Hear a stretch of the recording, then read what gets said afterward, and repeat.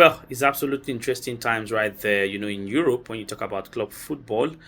We know that on Tuesday and Wednesday we have the UEFA Champions League semi-finals, and the only English team in the last for Arsenal lost at home. But while Arsenal fumbled and wumbled at home, well, they can still do the redemption next week at the Parc des Princes, right there in France. The other three English sides who are also in the semi-finals of the UEFA Europa League and then the UEFA Conference League, that's Manchester United, Tottenham Hotspur, and Chelsea, really showed workings and doings, especially Manchester United. To go away from home and then beat Athletic Bilbao 3 goals to nil.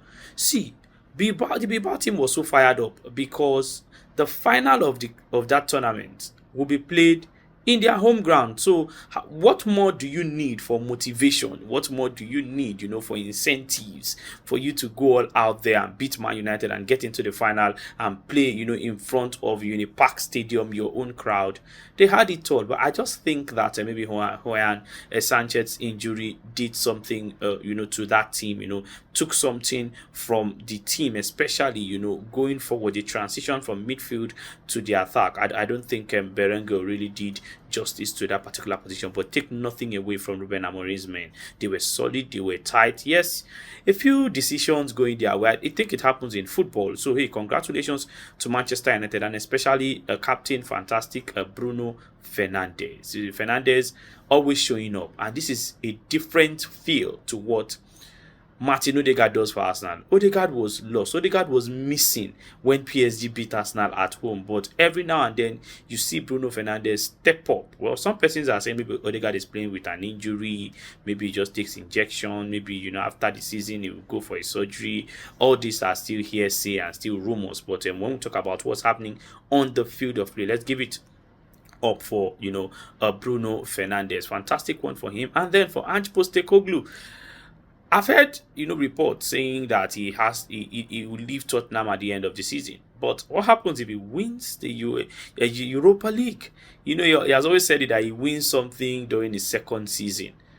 Winning 3 goals to 1 against Bodo Glimt also shows that in the second leg they can just go out there and consolidate, and then you have two English teams in the final. I think both teams already have a leg in the final, Manchester United and Tottenham. So hey, we can say that next season's UEFA Champions League will have 6 English teams. Yes, top 5, because England and Spain will have five teams each in next season's UEFA Champions League. So we will have maybe 6 years, not maybe, we would most likely, we must have, because 5 in the league, and of those 5, Man United and Tottenham will not be a part of the 5 that will qualify for the Champions League from England next season, and then we now have one of them winning the Europa League final. So hey, it's interesting times. And how about Chelsea, who had to go and beat Jurgen by 4 goals to 1, I beg your pardon, away from him. So Chelsea already also have a leg in the final. I think Chelsea's route to win this trophy and then complete, what do they call it? They say they want to complete Europe or complete UEFA trophies. They've won the Champions League, they've won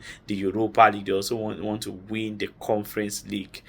Their biggest challenge will be Real Betis, because Betis beat Fiorentina also 2 goals to 1. Then you have a reborn Anthony, a reborn Isco. You have players there in Manuel Pellegrini's team that were rejected from where they are coming from, and then they are coming in here to really make a name for themselves. Having a Real Betis Chelsea final will be super top notch. But take nothing away from Fiorentina, they've also shown that they can compete, especially having David De Gea in between the sticks. It just promises to be an exciting,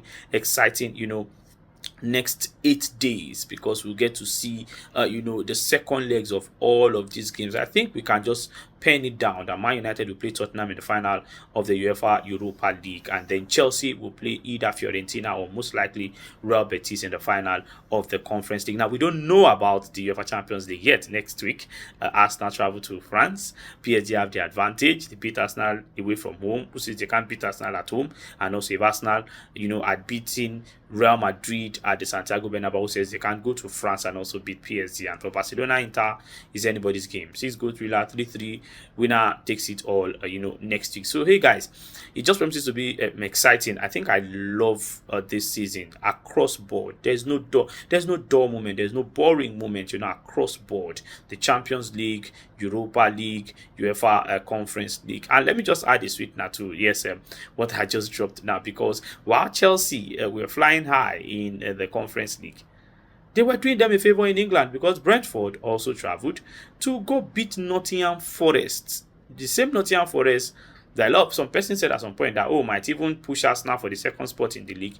They've dropped to 6th. Yes, Nottingham Forest, they are now 6th on the table. And then you have Chelsea, you have Newcastle, you have Manchester City, you have Arsenal, and then you have Liverpool as the top 5 teams from England. So, hey, maybe this is how it will end, because I feel that Nottingham Forest have missed the opportunity to play in the Champions League.